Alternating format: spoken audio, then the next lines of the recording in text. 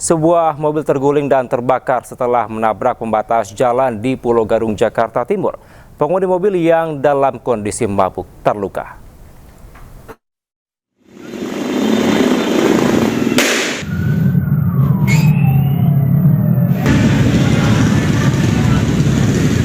Sebuah minibus terbakar di Jalan Ahmad Yani, Pulau Gadung, Jakarta Timur, Minggu dini hari. Peristiwa bermula saat mobil melaju kencang dari arah Kelapa Gading menuju Cawang. Kemudian mobil menabrak pembatas busway hingga terguling. Warga yang ada di lokasi berupaya membalikan mobil dan menyelamatkan pengemudi. Namun tiba-tiba mobil mengeluarkan api dan dengan cepat membesar. Sementara itu pengemudi yang ternyata dalam kondisi mabuk terluka ringan. Diduga keadaan mabuk, kemudian menabrak separator busway, kemudian kondisinya seperti ini, miring, sudah kondisi miring dan terbakar. Korban sementara nggak ada, untuk pengemudinya sedang proses di kepolisian. Api berhasil dipadamkan setengah jam kemudian dengan pengerahan 5 unit mobil pemadam kebakaran. Dari Jakarta, Rio Manik, iNews melaporkan. Pemirsa, kebakaran melanda kawasan Pasar Seluas di Kabupaten Bangkayang, Kalimantan Barat. Akibat kejadian tersebut, puluhan rumah dan ruko di sekitar pasar hangus dilalap api. Belakangnya ini, belakangnya kuat deh.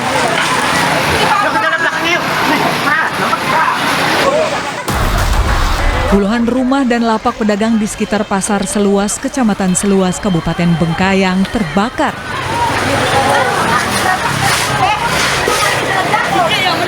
Api tidak hanya membakar area pasar, tetapi juga menjalar ke sejumlah ruko yang berada di sekitar Terminal Seluas. Kondisi bangunan yang berdekatan membuat api sulit dikendalikan dan cepat membesar. Jadi sumber api dari ruko milik salah satu warga atas nama Alfian, namun penyebabnya sampai saat ini masih simpang siur, masih kita dalami. Mobil pemadam kebakaran dari Kota Bengkayang dikerahkan menuju lokasi untuk memadamkan api. Hingga kini belum diketahui penyebab kebakaran dan masih dalam penyelidikan kepolisian. Dari Bengkayang, Kalimantan Barat, Uun Yuniar, iNews melaporkan. Pemirsa, tim SAR gabungan menemukan satu jenazah mengapung di perairan Taman Nasional Komodo, tepatnya di antara Pulau Serai dan Pulau Rinca. Jenazah ditemukan oleh tim Basarnas gabungan saat melakukan penyisiran laut. Jenazah dibawa ke Pelabuhan Marina Labuan Bajo. Setiba di Pelabuhan Marina Labuan Bajo, jenazah dibawa ke RSUD Komodo untuk dilakukan proses identifikasi medis dan forensik oleh DVI Polda NTT. Dari keterangan Basarnas NTT, polisi memastikan bahwa jenazah tersebut adalah Fernando Martin Carreras, pelatih tim sepak bola wanita Valencia FC Femenino B asal Spanyol. Di perairan di perairan Rica kurang lebih sekitar 1 nautical mile, tepatnya di koordinat 8 derajat 36 menit 32.58 detik Sera, 119 derajat 36 menit 32.22 is dengan jarak dari lokasi kejadian kurang lebih sekitar 1,13 nautical mile. Tim satu body bag diketemukan dalam kondisi meninggal oleh kapal KPJ 2007. Informasi lainnya pemirsa, arus lalu lintas di gerbang tol Cikampek Utama terpantau ramai lancar dari kedua arah. Sejak Minggu sore, kendaraan yang melintas didominasi oleh mobil pribadi dan sejumlah bus antar kota. Pihak kepolisian akan menerapkan sistem rekayasa lalu lintas kontraflow jika terjadi kepadatan kendaraan. Tidak hanya itu, pihak Jasa Marga juga mengimbau untuk para pengendara memastikan saldo e-tol tercukupi agar tidak terjadi kepadatan kendaraan di gerbang tol Cikampek Utama.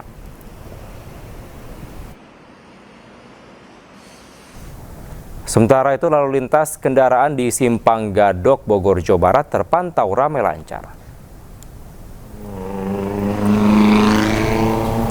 Untuk mengurai kemacetan sejak siang, Satlantas Polres Bogor memberlakukan sistem one way dari arah Puncak melewati Simpang Gadok ke arah pintu tol Ciawi. Diprediksi puncak arus balik wisatawan libur Natal dan Tahun Baru di jalur Puncak terjadi hari ini.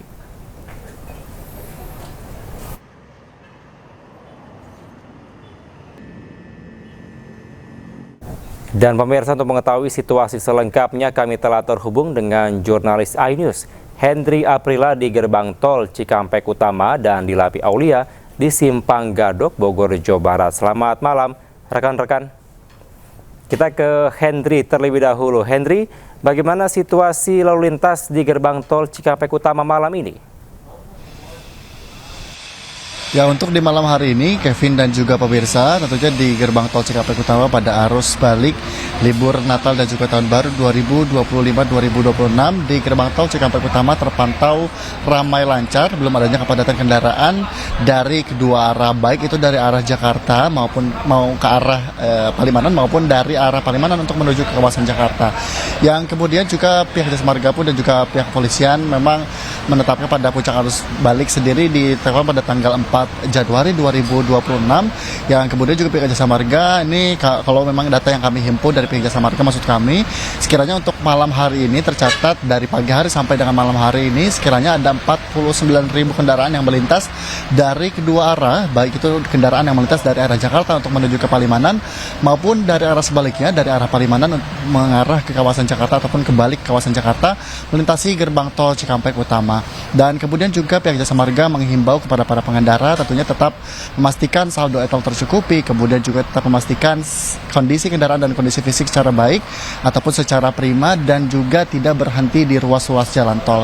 Dan kemudian juga dapat beristirahat di rest area terdekat jika merasa lelah, dan kemudian juga pihak kepolisian nantinya jika terjadi kepadatan kendaraan pada puncak arus balik 2026 ini di mana akan menerapkan sistem rekayasa lalu lintas berupa kontraflow jika untuk mengurai kepadatan yang terjadi. Dan kemudian memang Kevin dan juga pemirsa, kalau kami pantau sampai dengan malam hari ini kendaraan yang melintas memang masih didominasi dari kedua arah oleh kendaraan pribadi dan juga kendaraan bus Transjawa dan juga truk yang melintas dari pagi hari sampai dengan malam hari ini. Tentunya Kevin, kami terus memantau dan juga mengupdate informasi terbaru berkaitan dengan situasi arus balik di gerbang tol Cikampek Utama pada libur Natal dan juga Tahun Baru 2025-2026, Kevin. Baik, ada 49.000 kendaraan yang melintas dari gerbang tol Cikampek Utama. Selanjutnya kita akan pantau bagaimana situasi terkini di Simpang Gadok, Bogor, Jawa Barat. Ada Dilami Aulia. Dilami, bagaimana situasi malam ini? Apakah masih ramai oleh pengendara? Ya, selamat malam Kevin dan juga pemirsa. Untuk arus lalu lintas dari kedua sisi begitu ya, ini ramai lancar baik dari arah Puncak menuju Jakarta dan juga dari arah Jakarta menuju ke Puncak.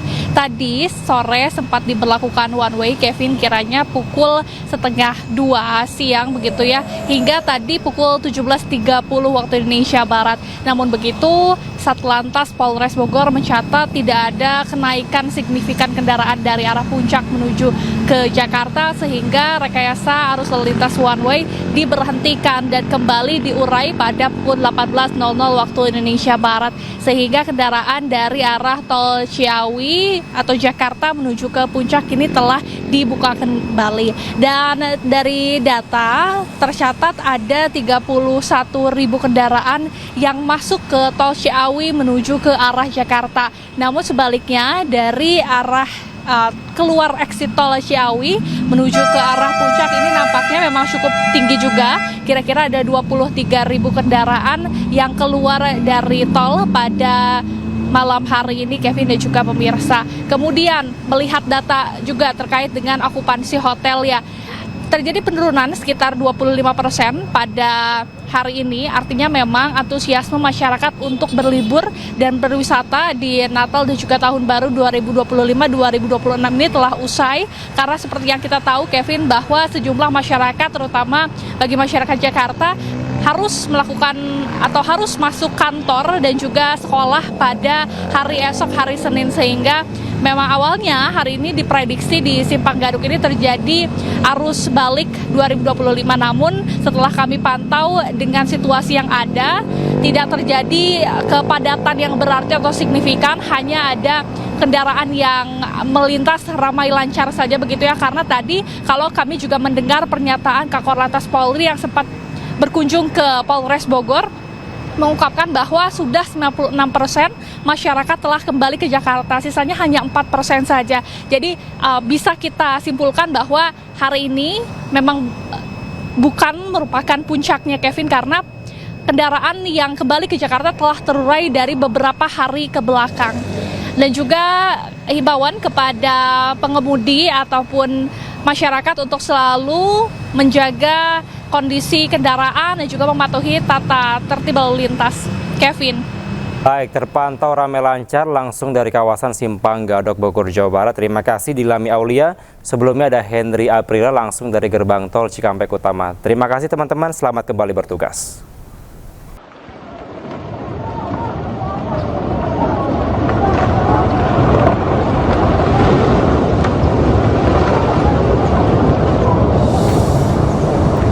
Inilah detik-detik gunung di wilayah BKD 4, Kampung Ramung Musara, Kecamatan Putri Betung, longsor.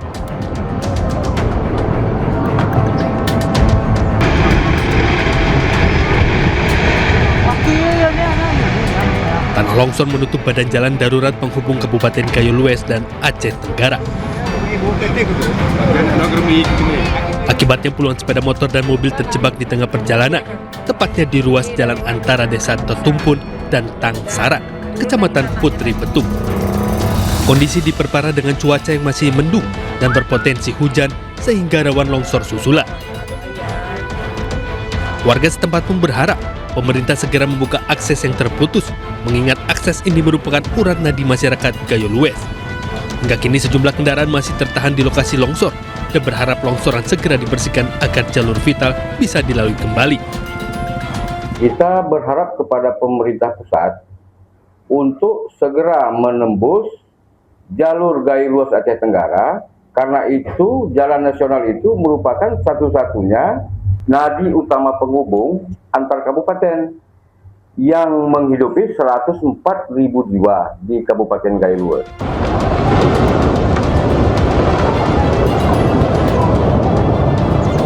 Dari Kabupaten Gayo Lues Aceh, Dosaino Ariga Ainus melaporkan. Pemirsa, warga Nagan Raya Aceh dihebohkan dengan munculnya gelembung gas di pinggir sungai pasca banjir bandang yang melanda wilayah tersebut. Saat dibakar warga, gelembung gas tersebut mengeluarkan semburan api dan viral di media sosial.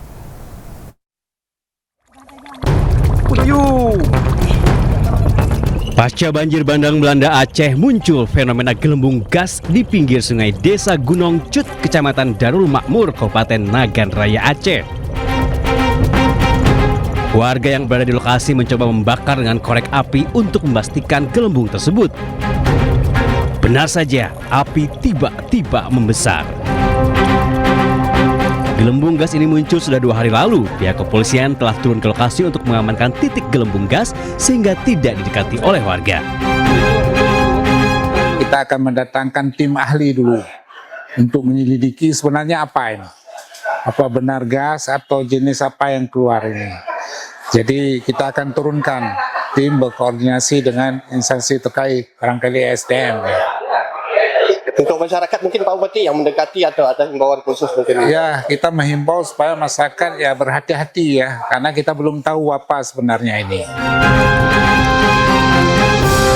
Ada sekitar 5 titik gelembung di pinggir sungai tersebut yang sebelumnya terkena banjir bandang pada 26 November 2025 lalu. Pemerintah Kabupaten Nagan Raya akan mendatangkan tim ahli untuk menyelidiki dan memastikan gelembung gas tersebut. Warga diminta tidak lagi mendekati lokasi tersebut. Dari Aceh, Absyah Ainus melaporkan. Pemirsa, TNI distribusikan dan memasang 3 unit genset di Desa Sikunco, Kecamatan Pantai Cermin, Kabupaten Aceh Barat. Hal ini untuk memulihkan pasokan listrik masyarakat pasca bencana banjir bandang dan tanah longsor.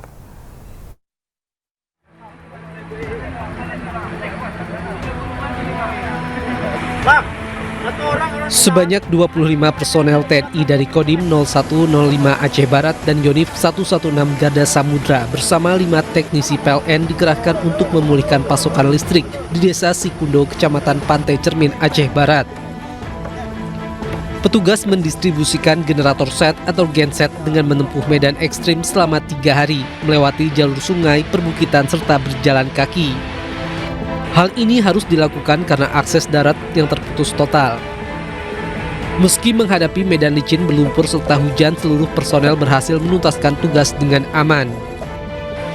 Pemasangan genset dan instalasi listrik rampung pada Sabtu pukul 19:30 waktu Indonesia Barat dan seluruh unit berfungsi optimal. Terima kasih banyak untuk Bapak Presiden. Masyarakat Desa Sikundo pun menyambut dengan haru dan syukur hadirnya listrik kembali di desa mereka. Sinergi TNI dan PLN jadi wujud nyata kepedulian negara mempercepat pemulihan pasca bencana di Kabupaten Aceh Barat. Tim Liputan iNews melaporkan. Sementara ribuan peraja Institut Pemerintahan Dalam Negeri atau IPDN dikirim Kementerian Dalam Negeri ke Aceh Tabiang. Mereka dikerahkan untuk membersihkan kantor-kantor dinas terdampak bencana banjir dan longsor sehingga layanan publik bisa segera pulih. Menteri Dalam Negeri Tito Karnavian melepas keberangkatan para IPDN pada Sabtu dan juga sempat menyampaikan pidato di dalam pesawat sebelum lepas landas. Peraja yang diberangkatkan pada hari Sabtu 3 Januari merupakan kloter pertama dengan jumlah taruna 413 orang. Selanjutnya kloter kedua dan ketiga akan berangkat pada hari Minggu dan juga hari Senin 5 Januari 2026. Keseluruhan total peraja IPDN yang diberangkatkan ke Aceh Tamiang mencapai 1.138 orang. Kita ke informasi lain, pemirsa. Puncak arus balik libur Natal dan Tahun Baru di Stasiun Tugu Yogyakarta terjadi hari ini. Stasiun Tugu Yogyakarta memberangkatkan 16.000 penumpang. Penumpang yang turun atau tiba di Stasiun Tugu Yogyakarta mencapai 10.000 penumpang. Di hari ke-18 masa angkutan Nataru, penumpang di stasiun wilayah Daop 6 Yogyakarta meliputi stasiun di Kulon Progo hingga Solo telah melayani sebanyak 1 juta penumpang.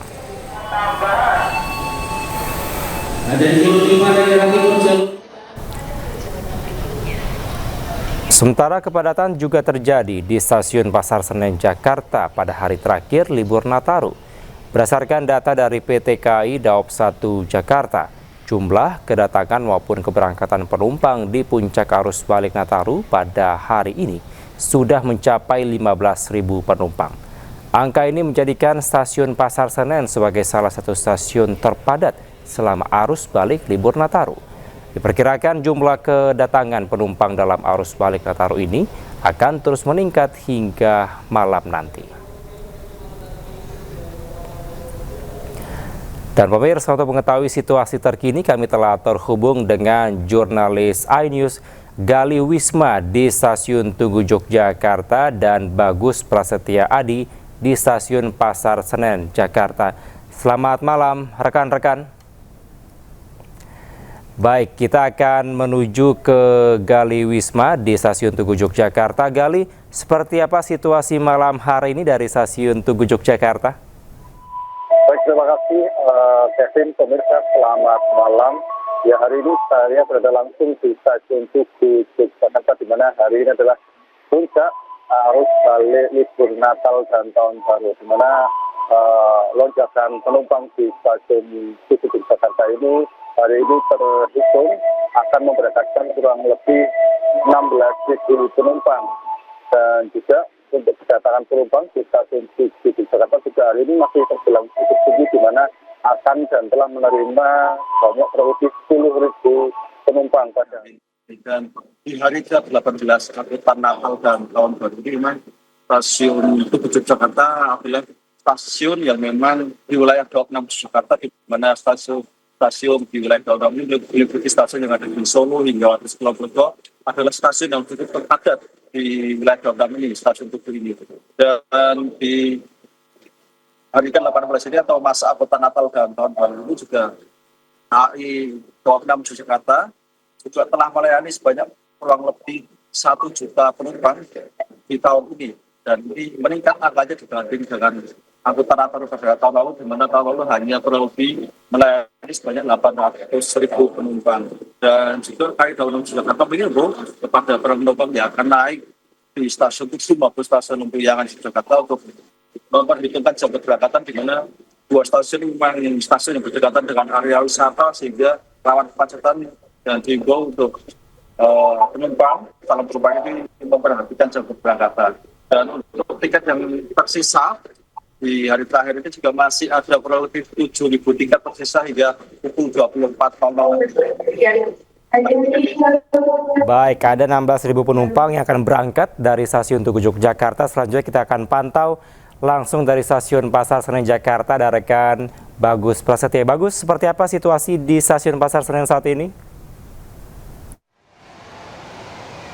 Baik Kevin dan pemirsa, dapat kami informasikan terkait situasi puncak arus balik libur Natal dan Tahun Baru 2026 di tempat saya mengabarkan di stasiun Pasar Senen Jakarta, di mana hari ini Minggu malam terjadi aktivitas cukup padat di stasiun Pasar Senen Jakarta, dan kami melihat untuk penumpang yang datang ke stasiun Senen melalui kereta jarak jauh dari 3 wilayah favorit seperti Jogja, Semarang, Purwokerto, dan Bandung terlihat masih datang dan masih penuh dengan aktivitas di stasiun Pasar Senen sendiri. Dan untuk itu kami juga memantau tidak hanya kedatangan saja, namun keberangkatan di stasiun Senen juga terpantau kami melihat cukup padat. Untuk menurut data dari Humas Daop 1 wilayah Jakarta, untuk puncak arus balik pada Minggu malam hari ini terdapat 15.000 kedatangan dari sejumlah wilayah di Pasar Senen ini. Namun tidak hanya kedatangan saja, namun keberangkatan juga melonjak tinggi. Untuk datanya sendiri sebanyak 14.000 penumpang yang berangkat melalui stasiun Pasar Senen ini. Kevin dan pemirsa, kita patut tahu bahwa di Pasar Senen ini termasuk stasiun yang dimana stasiun yang aktivitasnya padat begitu untuk arus balik libur Natal dan Tahun Baru 2026 ini. Untuk jumlah tiket yang terjual menurut data Daop 1 Jakarta untuk periode 18 Desember 2025 sampai 4 Januari 2026 mencapai 811.000 tiket yang sudah terjual. Dan untuk mengantisipasi lonjakan arus balik Nataru 2026 ini dan mendukung kelancaran arus balik libur Nataru 2026 ini, Daop 1 wilayah Jakarta juga mengoperasikan sebanyak 86 perjalanan kereta jarak jauh, termasuk itu sudah masuk kereta tambahan begitu. Dikarenakan esok adalah hari terakhir libur, para masyarakat sudah kembali beraktivitas. Dihimbau masyarakat yang pulang hari ini menjaga barang-barang bawaannya sehingga tidak tertinggal di daerah stasiun Senen atau di stasiun lainnya. Kembali ke Anda, Kevin. Baik, stasiun Pasar Senen masih ramai hingga malam hari. Terima kasih Bagus Prasetya, dan sebelumnya ada rekan Gali Wisma langsung dari stasiun Tugu Yogyakarta. Selamat kembali bertugas teman-teman, jaga kesehatan di sana. Sementara itu pemirsa, Kakor Lantas Polri Irjen Polisi Agus Suharyo Nugroho mengatakan arus balik libur Nataru masih terkendali. Tak ada antrean kendaraan sehingga pihaknya belum berlakukan kontraflow. Berkaitan dengan arus balik, jadi hari ini arus balik tanggal 4, tetapi flow-nya tidak terlalu signifikan ya. Jadi kalau dilihat dari proyeksi yang keluar Jakarta itu 2,9 juta, yang sudah keluar tadi pagi itu 96%, mungkin malam ini hampir 100%. Jadi hampir 100%, sehingga puncak arus di arus balik ini tidak terlalu signifikan, dan Korlantas Polri dan stakeholder tidak melakukan kontraflow karena memang rasio daripada traffic counting, parameter-parameter harus dilakukan rekayasa lalu lintas kontraflow belum sampai. Jadi belum sampai 5.500 1 jam berturut-turut, belum sampai, sehingga tidak kita lakukan kontraflow. Namun demikian, Korlantas Polri atas perintah Bapak Kapolri kaitannya dengan KRJD, semua lini sasaran daripada operasi kita pantau, baik di pelabuhan, baik di tempat wisata, baik di jalan tol, jalan arteri, semuanya sampai saat ini.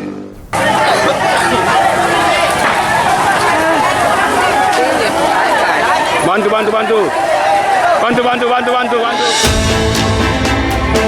6 rumah panggung di Desa Pakana, Kecamatan Tanah Sitolo, Kabupaten Wajo, Sulawesi Selatan terbakar. Angin kencang ditambah material bangunan yang terbuat dari kayu membuat 6 rumah yang berada di samping pasar tersebut hangus terbakar. Peristiwa ini membuat warga panik dan berlarian, sementara pemilik rumah hanya bisa menangis melihat rumah mereka hangus terbakar. Dari Maungku yang pertama. Tapi rumah sempat kita lihat sudah ada api atau sudah seperti ini? Habis memang berserak. Habis memang berserak. Banyak rumah yang terbakar. Iya, Pak. 7 armada pemadam kebakaran Pemda Wajo yang tiba di lokasi langsung berusaha memadamkan api. Hingga kini penyebab kebakaran belum diketahui, namun dugaan sementara api berawal dari dapur salah satu rumah yang menyebar ke rumah lainnya. Tidak ada korban luka maupun jiwa, namun akibat peristiwa ini 6 rumah dan 2 motor hangus terbakar. Dari Kabupaten Wajo, Sulawesi Selatan, Amnar Sengkang, iNews melaporkan. Pemirsa, ribuan penumpang masih padati arus balik libur Natal dan Tahun Baru di Bandara Soekarno-Hatta, Tangerang, Banten. Hingga malam hari pemirsa, suasana arus balik di Terminal 1B Bandara Soekarno-Hatta terus dipadati ribuan penumpang yang baru tiba dari berbagai kota besar di Indonesia. Penumpang yang tiba didominasi dari 5 kota besar seperti Bali, Medan, Makassar, Surabaya, dan Yogyakarta. Pengelola Bandara Soekarno-Hatta memprediksi puncak arus balik libur Natal dan Tahun Baru terjadi pada hari ini, bertepatan dengan hari terakhir libur panjang Natal dan Tahun Baru. Sementara jalur arteri Karawang, Jawa Barat pada malam ini juga dipadati ribuan kendaraan yang hendak kembali menuju Jakarta dan wilayah Jabodetabek. Arus lalu lintas terpantau tidak terputus dengan antrean kendaraan yang memanjang terus membludak. Kepadatan kendaraan paling terlihat di sejumlah titik rawan, di antaranya di pertigaan PD, Karawang Timur, dan kawasan Kelari. Panjangnya antrean membuat laju kendaraan melambat dan sesekali terhenti karena volume kendaraan dari berbagai daerah terus berdatangan. Untuk mengurai kemacetan, petugas kepolisian melakukan rekayasa lalu lintas. Sejumlah kendaraan diputar arah ke bundaran terdekat agar arus tetap bergerak dan kepadatan tidak semakin parah. Dan pemirsa, untuk mengetahui situasi terkini kami telah terhubung dengan jurnalis iNews Hasnugara dari Bandara Soekarno-Hatta dan Rudi Setiawan di jalur arteri Karawang. Selamat malam rekan-rekan. Saya akan ke Hasnugara terlebih dahulu. Hasnugara, bagaimana situasi terkini di Bandara Soekarno-Hatta? Apakah masih ramai malam ini?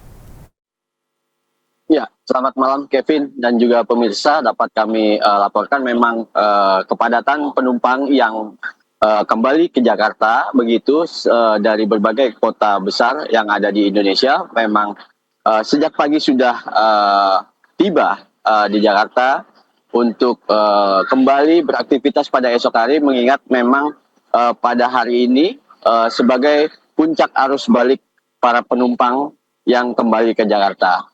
memang sejak pagi tadi penumpang juga kebanyakan destinasi favorit dari Denpasar, Medan, Makassar, Jogja, dan juga Surabaya, Kevin. Diketahui, Kevin, memang berdasarkan pengelola Bandara Soekarno-Hatta pada hari ini sebanyak 189.000 pergerakan penumpang, serta pergerakan pesawat sebanyak 1.198 penerbangan. Artinya hampir mendekati 1.200 penerbangan. Ya, di mana memang untuk kedatangan sendiri, Kevin, ada sebanyak 104.000 pergerakan penumpang dari berbagai kota besar yang tadi saya sebutkan, dan juga keberangkatan sebanyak 85.000, Kevin. Ya, tentu, Kevin, memang sampai nanti malam ini, tengah malam, penumpang masih tiba di Bandara Soekarno-Hatta gitu dari berbagai kota. Demikian, Kevin. Baik, 189.000 pergerakan penumpang di Bandara Soekarno-Hatta, dan sampai nanti malam kemungkinan masih akan terus tiba di Bandara Soekarno-Hatta. Selanjutnya kita akan pantau dari jalur arteri Karawang, ada Rudi Setiawan. Rudi, selamat malam. Seperti apa situasi terkini di jalur arteri Karawang? Apakah masih ramai oleh pengendara? Ya, Kevin dan pemirsa, selamat malam kami ucapkan untuk malam ini. Ya, Kevin, di jalur arteri sendiri saat ini kondisinya sampai saat ini terus dibanjiri oleh kendaraan roda 2 maupun roda 4. Bisa dapat kami gambarkan bahwa untuk arus lalu lintas di jalan ini sedang diberlakukan sistem buka tutup, di mana arus lalu lintas karena terus membludak atau mengalir yang mengarah ke arah Jakarta. Ya, dapat saya gambarkan ini kondisi terkini, ya, Kevin, bahwa petugas sudah memperlakukan bahkan beberapa kali melakukan penutupan jalur, di antaranya yaitu di pertigaan Terminal Kelari juga dan di pertigaan Pendai untuk mengantisipasi kepadatan atau membludaknya kendaraan. Nah, untuk kendaraan sendiri sampai malam ini terus membanjiri di jalur arteri sendiri, baik kendaraan roda 2 maupun roda 4, di mana memang hari ini merupakan hari libur terakhir, dan kendaraan sejak pada maghrib juga diberlakukan tadi sistem ada rekayasa yang berada di jalur pertigaan Simpang 3 atau sepertinya di keluar pintu masuk Karawang Timur. Ya, Kevin, perlu kami informasikan juga untuk jalur sepeda motor sampai saat ini belum diberlakukan ke jalur alternatif, di mana memang jalur alternatif ini ya, biasanya diberlakukan ketika adanya penumpukan atau kemacetan, sehingga baru diberlakukan untuk jalur-jalur tersebut. Kemudian perlu gambarkan juga untuk di jalur arteri sendiri, pihak kepolisian sudah memberlakukan sistem beberapa kali penutupan di jalur ini, sehingga jalur ini walaupun padat dan membludak, namun bisa diatasi oleh pihak kepolisian dari Polres Karawang. Artinya lalu lintas langsung bisa ditangani secara cepat. Ya, Kevin, sementara yang dapat kami laporkan dari jalur arteri Karawang. Baik, jalur arteri Karawang masih dipadati oleh kendaraan di sana. Terima kasih Rudi Setiawan. Sebelumnya Dahas Sugara melaporkan dari Bandara Soekarno-Hatta, Tangerang, Banten. Selamat malam teman-teman, selamat kembali bertugas.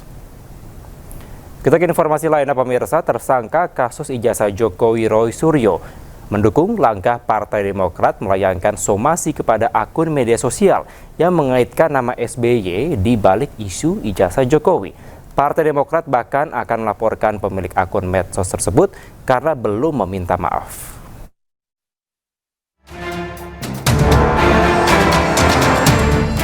Tersangka kasus ijazah Jokowi Roy Suryo mendukung langkah Partai Demokrat melakukan somasi kepada sejumlah pihak yang dinilai memfitnah Ketua Majelis Tinggi Partai Demokrat Susilo Bambang Yudhoyono. Roy menyebut meski sudah bukan bagian dari partai berlambang Mercy itu, ia menghormati langkah hukum Partai Demokrat.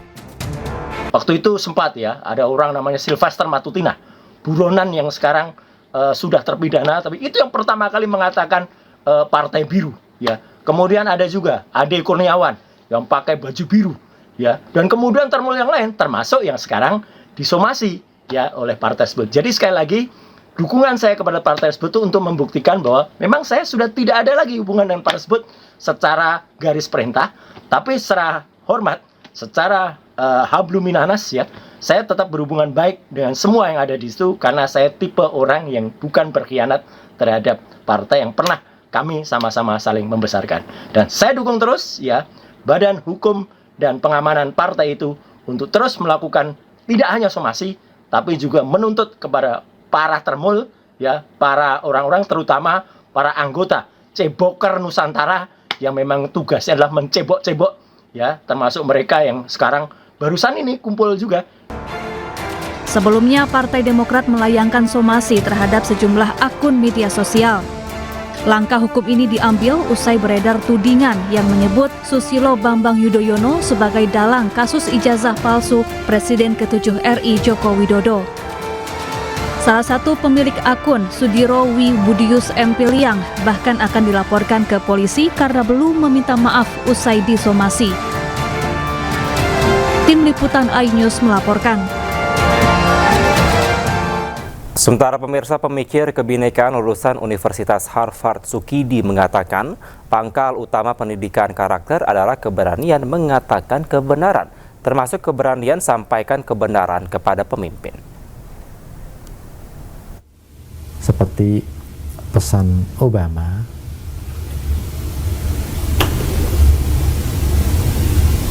kita tidak boleh tunduk pada ketakutan itu sendiri. Karena sekali tunduk pada ketakutan, maka yang peroleh kemenangan adalah rezim teror itu sendiri. Justru politik ketakutan itu harus dilawan dengan politik keberanian. Keberanian untuk bersuara tentang kebenaran. Karena ini pesan Bung Hatta. Bung Hatta pada 1941 menulis artikel tentang karakter. Dan Bung Hatta memberikan pesan bahwa pangkal utama pendidikan karakter itu adalah cinta pada kebenaran. Terutama keberanian untuk mengatakan kebenaran kepada kekuasaan, dan bahkan kata Bung Hatta termasuk keberanian mengatakan yang salah kepada penguasa. Karena Bung Hatta percaya betul bahwa pujian kepada penguasa tiada memberi petunjuk, dan pujian itu justru adalah bisa membunuh seorang pemimpin. Pelaku pembunuhan terhadap anak pengurus parpol di kota Cilegon, Banten ditangkap.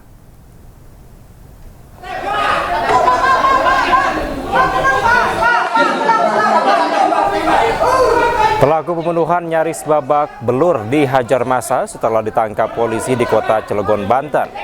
Setelah diperiksa petugas, pelaku merupakan pembunuhan terhadap Muhammad Excel Harman Miller, anak pengurus parpol yang ditemukan tewas berlumuran darah di rumah mewahnya pada 16 Desember 2025 lalu. Hingga kini polisi masih melakukan pendalaman untuk mencari petunjuk lain yang berkaitan dengan kasus tersebut. Videoin curi rumah, surat ya, pencurian dengan pemberatan rumah yang dianggap kosong. Dan sasarannya rumah-rumah yang bagus. Sebelumnya pemirsa, insiden berdarah terjadi di sebuah rumah mewah milik petinggi salah satu partai politik di perumahan Bukit Baja Sejahtera 3 Kota Cilegon. Seorang bocah 9 tahun yang merupakan anak pemilik rumah ditemukan meninggal secara mengenaskan. Jelas pakai siapa dengan kebersemeran.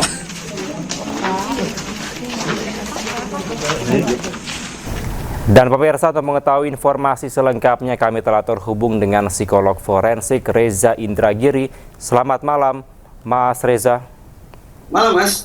Baik, Mas Reza, seperti apa Anda menganalisis terkait kasus pembunuhan Muhammad Excel, anak pengurus parpol ini? Kapolda Banten menyebut bahwa pelaku pencurian ini merupakan spesialis pencurian rumah kosong. Kalau pelaku pencurian ini dianggap sebagai orang yang juga melakukan pembunuhan di rumah sebelumnya, mengapa justru di rumah sebelumnya dia tidak juga melakukan pencurian? Karena sekali lagi semestinya kalau dia merupakan pelaku spesialis pencurian rumah kosong, maka sepatutnya dia tidak hanya melakukan pencurian di rumah anggota DPRD, tapi dia juga akan mengambil barang berharga di TKP yang sebelumnya menjadi lokasi pembunuhan. Jadi ada kejanggalan di situ. Bagaimana kita bisa memahami ada seorang pelaku yang katakanlah sama, melancarkan aksinya di dua tempat yang berbeda, tapi di lokasi pertama dia tidak mengambil barang apapun, berarti dia tidak mencuri apapun. Sementara di lokasi kedua, justru dia mencuri. Bagaimana kita bisa memahami konstruksi berpikir dan konstruksi situasi yang digambarkan oleh Kapolda Banten? Saya pribadi tidak bisa memahaminya. Ya, menurut Anda berarti polisi terlalu cepatkah dalam menyimpulkan bahwa pelaku ini merupakan pencuri dari rumah mantan anggota DPRD? Berdasarkan apa yang saya simak di media massa, tampaknya Polda Banten justru berhadapan dengan sekian banyak kendala. Pertama misalnya, CCTV disebut-sebut sudah rusak sejak sekian lama. Walaupun tetap menjadi pertanyaan apakah rusaknya itu dikarenakan faktor teknis atau karena faktor manusia. Yang kedua, Polda Banten hingga saat ini tidak pernah menyebarluaskan sketsa wajah pelaku pembunuhan. Padahal, kalau memang Polda Banten sudah memeriksa sekian banyak saksi dan keterangan para saksi itu berharga, semestinya menurut saya Polda Banten bisa menyusun sketsa wajah pelaku pembunuhan lalu menyebarluaskannya ke masyarakat. 3. Polda Banten juga tidak menemukan adanya jejak-jejak kejahatan si pelaku pembunuhan. Misalnya sidik jari, ataukah DNA, ataukah rambut dari orang yang dianggap sudah melakukan pembunuhan. Vakumnya bukti-bukti semacam itu, tiba-tiba saja Polda Banten mengatakan pelaku pencurian adalah juga pelaku pembunuhan. Bagaimana publik bisa diyakinkan bahwa Polda Banten sudah melakukan pengecekan terhadap sama atau berbedanya wajah orang yang melakukan pencurian dengan wajah orang yang melakukan pembunuhan? Sidik jari mereka sama atau tidak? DNA mereka sama atau tidak? Nah, minimnya atau bahkan nyaris tidak adanya bukti-bukti fisik semacam itu menjadi dasar bagi saya untuk menduga bahwa simpulan pelaku pencurian adalah sama dengan pelaku pembunuhan boleh jadi didasarkan pada keterangan si pelaku pencurian yang dalam tempo singkat anggaplah sudah diinterogasi oleh sekian banyak personel kepolisian. Dalam keadaan shock karena ditangkap oleh polisi, kemudian diinterogasi, apalagi seandainya interogasinya sifatnya abusif, mengandung kekerasan di dalamnya, maka boleh jadi pelaku pencurian itu akan mengatakan apapun yang diinginkan oleh pemeriksanya, bukan menyampaikan apa yang sesungguhnya menjadi kenyataan situasi di lapangan. Dengan kata lain, saya khawatir bahwa pengakuan pelaku pencurian adalah sama dengan pelaku pembunuhan boleh jadi datang sebagai bentuk coerced false confession, keterangan palsu yang diberikan oleh si pelaku lebih karena dia berada di bawah tekanan pemeriksa, bukan berdasarkan situasi nyatanya. Baik, ada kemungkinan keterangan palsu yang diberikan dari pelaku pencurian karena memang mungkin berada di dalam tekanan ketika diinterogasi oleh pihak kepolisian. Namun apakah pernyataan ini bisa menjadikan salah satu dasar bahwa memang benar adanya pelaku pencurian ini sama dengan pelaku pembunuhan dari anak anggota parpol ini? Dalam proses hukum, apalagi nanti di persidangan, tentu kita berharap bahwa terdakwa akan menyampaikan hal dengan sejujur-jujurnya. Tapi hitung-hitungan, kalaupun terdakwa ternyata memilih berdusta, berbohong, menutup-nutupi apapun, itu tanda petik terserah dia. Kenapa? Karena proses penegakan hukum, termasuk persidangan, sesungguhnya mengandalkan pada pembuktian, bukan pada pengakuan. Itu artinya, anggaplah pengumuman Polda Banten ini kita anggap sebagai sebuah hal yang positif. Tapi ingat, itu tidak memadai bagi terselenggaranya proses hukum yang lempeng sampai di persidangan nanti. Karena sekali lagi, proses hukum, proses persidangan tidak mengandalkan pada pengakuan, melainkan pada pembuktian.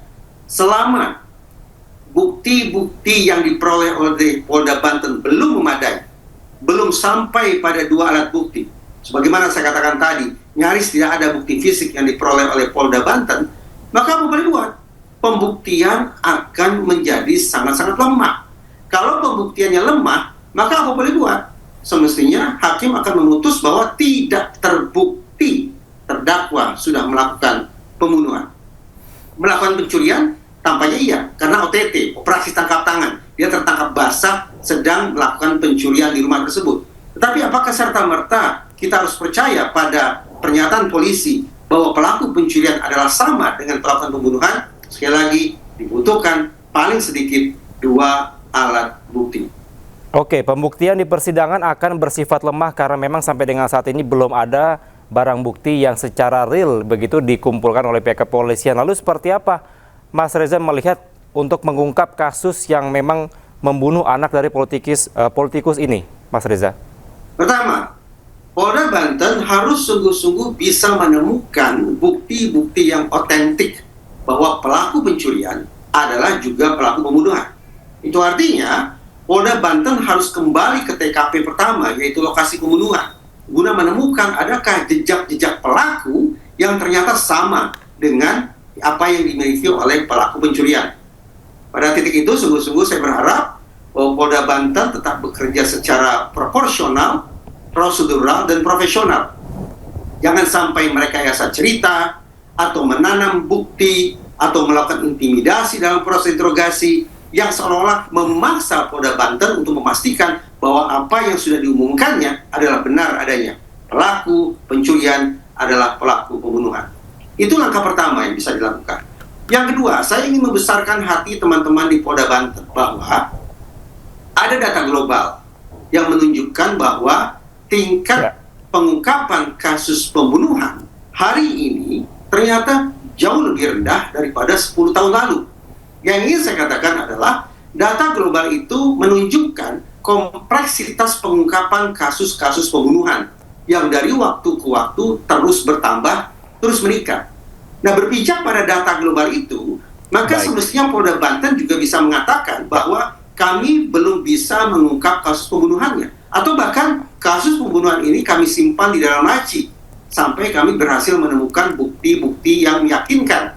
Kalimat rendah hati semacam itu sepatutnya dikemukakan oleh Polda Banten sekiranya, sekali lagi, memang Polda Banten belum menemukan bukti yang memadai terkait dengan siapa sesungguhnya pelaku pembunuhan di TKP yang pertama. Baik. Terima kasih atas insight Anda, Mas Reza. Kita nantikan bagaimana proses selanjutnya. Selamat malam dan juga salam sehat selalu, Mas Reza. Pemirsa, kita ke informasi berikutnya. Jalan masuk ke 2 kampung di Kecamatan Pau, Kota Padang, Sumatera Barat, yakni Kampung Koto Tuo di Kelurahan Kapalokoto dan Kampung Batu Busuwak di Kelurahan Lambuang Bukit, dihantam banjir bandang susulan pada Jumat dini hari.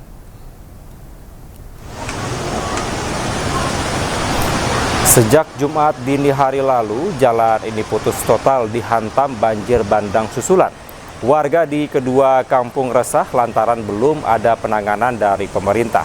Lambatnya penanganan antisipasi banjir bandang susulan ini oleh pemerintah Kota Padang membuat warga makin cemas. Apalagi sejak kejadian banjir bandang pertama pada 25 November 2025 lalu, tak ada posko terpadu di Batu Busuwak untuk warga mencari informasi dan melaporkan kejadian darurat. Warga meminta alat berat segera dikerahkan untuk membuat jalan darurat agar bisa beraktivitas. Terban ini kan bisa ada eskapator, mungkin seperti jalan masuk di Batu Busuk itu kan juga eskapator yang mainkan. Dan banjir kemarin yang sampai 1 hari lebih juga masih kokoh gitu. Artinya ini kalau bisa dilakukan seperti jalan masuk ke Batu Busuk, saya yakin bisa kok. Itu hanya dilakukan 2 hari oleh eskapator. Begitu putus 1 kali 24 jam aksi jalan dadakan bisa. Nah, kenapa ini tidak bisa yang jalan utama begitu? Saya rasa ini kebijakan yang lebih intensif untuk alat berat saja gitu. Pemirsa, BNPB melaporkan bahwa korban meninggal dunia terkait banjir bandang dan tanah longsor di Aceh, Sumatera Utara, dan Sumatera Barat. Per Minggu sore jumlah korban meninggal mencapai 1.177 orang, sedangkan korban hilang mencapai 148 orang.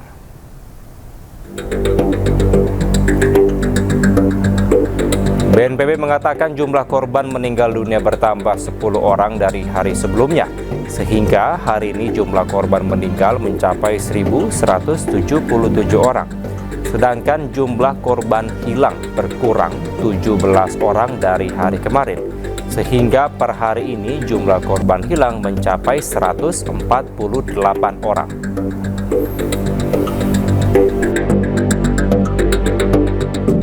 Kita ke informasi lain ya pemirsa, lalu lintas kendaraan di Simpang Gadok, Jawa Barat malam ini terpantau ramai lancar. Untuk mengurai kemacetan, Satlantas Polres Bogor memberlakukan sistem one way dari arah Puncak melewati Simpang Gadok ke arah pintu tol Ciawi.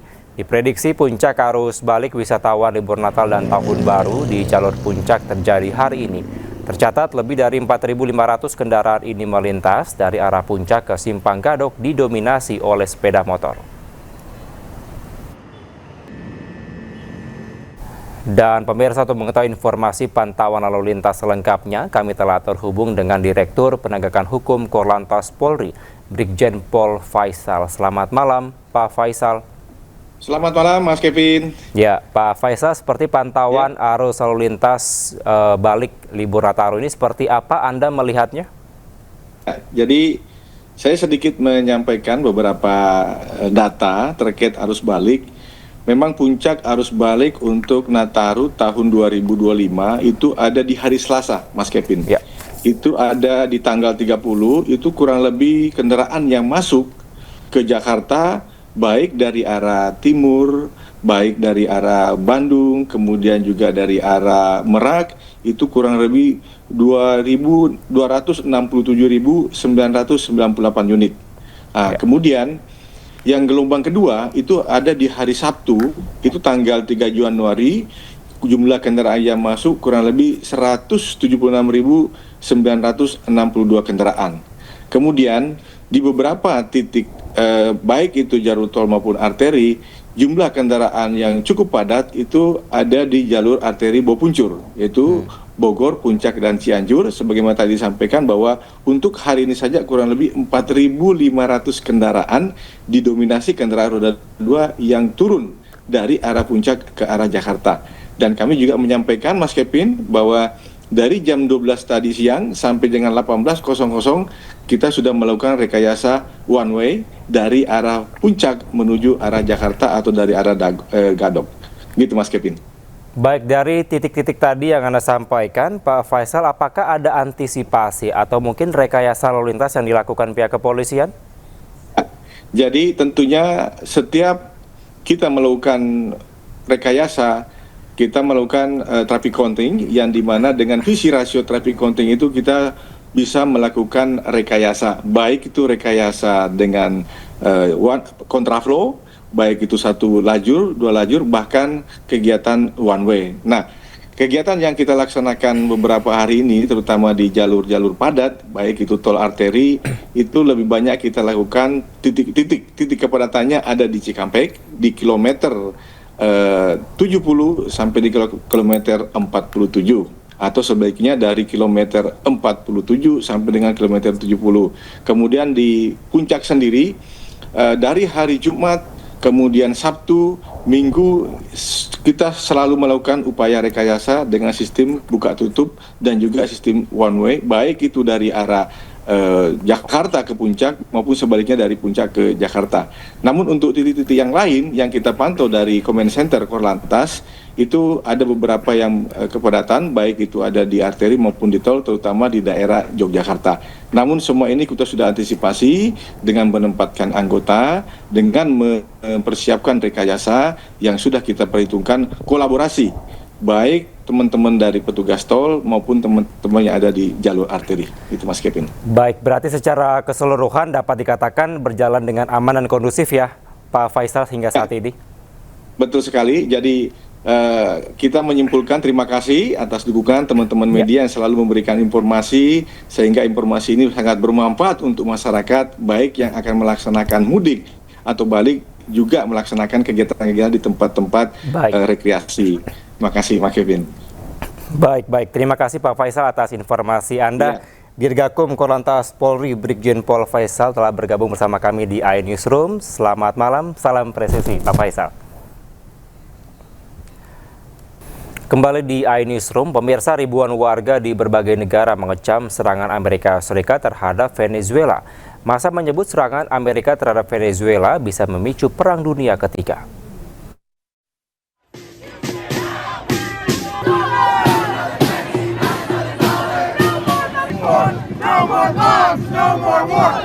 Ratusan orang berunjuk rasa di Times Square, New York, Amerika Serikat.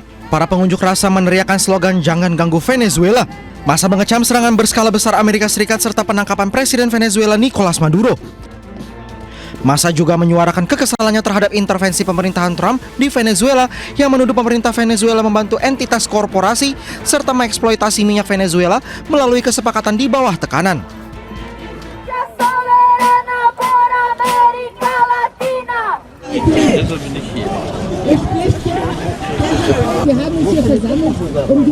Aksi serupa juga terjadi di Berlin, Jerman. Ratusan warga di Brandenburg berdemonstrasi mendukung Venezuela. Massa memprotes tindakan Amerika Serikat yang telah menyerang Venezuela. Massa membawa spanduk bertuliskan "Hentikan perang melawan Venezuela" sebagai bentuk kecaman terhadap Amerika Serikat. Massa juga menyebut serangan Amerika Serikat terhadap Venezuela dapat memicu Perang Dunia Ketiga.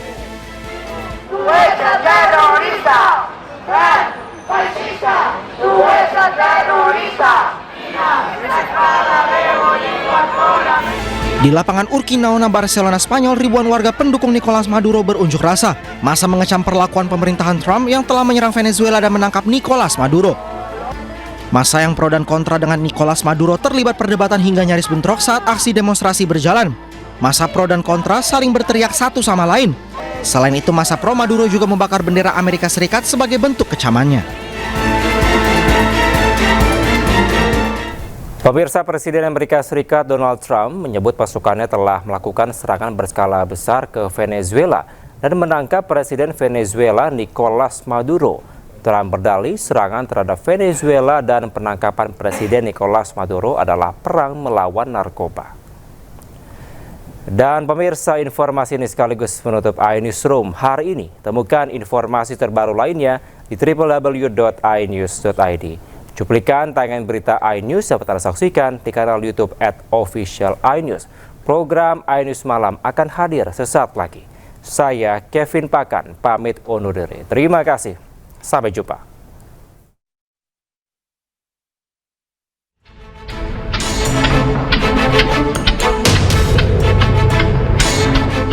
Presiden Amerika Serikat Donald Trump mengumumkan Presiden Venezuela Nicolas Maduro dan istrinya Cilia Flores telah ditangkap.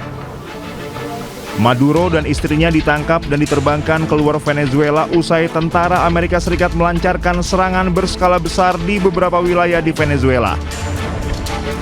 Trump berdalih serangan terhadap Venezuela dan penangkapan Presiden Nicolas Maduro adalah perang melawan narkoba. Maduro dan istrinya akan menghadapi sejumlah dakwaan di pengadilan New York meliputi konspirasi narkoterorisme, penyelundupan kokain, serta konspirasi kepemilikan senapan mesin dan perangkat penghancur yang ditujukan untuk Amerika Serikat. The illegitimate dictator Maduro was the kingpin of a vast criminal network responsible for trafficking colossal amounts of deadly and illicit drugs into the United States. As alleged in the indictment, he personally oversaw the vicious cartel known as Cartel de las Solas, which flooded our nation with lethal poison, responsible for the deaths of countless Americans, many, many Americans, hundreds of thousands over the years of Americans died because of him. Maduro and his wife will soon face the full might of American justice and stand trial on American soil. Right now, they're on a ship. They'll be heading to ultimately New York, and then a decision will be made, I assume, between New York and Miami or Florida. Sebelumnya, Amerika Serikat menyerang ibu kota Caracas dan 3 provinsi lainnya yakni Miranda, Aragua, dan La Guaira. Tercatat terdapat 7 ledakan dalam serangan tersebut mengakibatkan puluhan orang meninggal dunia.